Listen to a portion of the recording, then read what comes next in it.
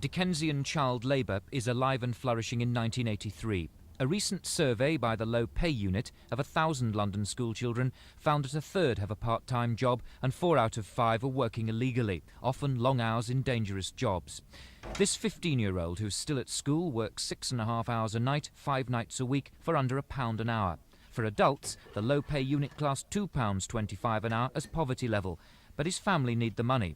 We've substituted a voice to protect his anonymity. Yeah, we're being exploited. They use us to the full. Is it dangerous work? Well, you do.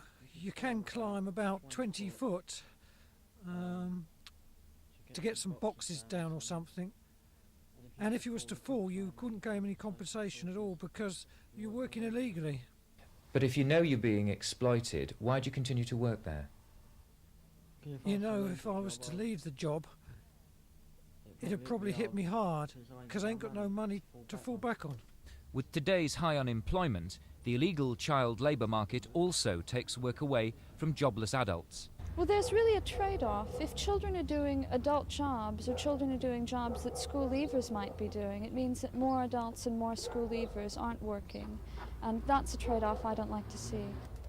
Legislation to combat the abuse of child labour varies with each local authority. The Children in Employment Act, which would unify the present patchy policy, has been on the statute books for 10 years, but so far hasn't been implemented.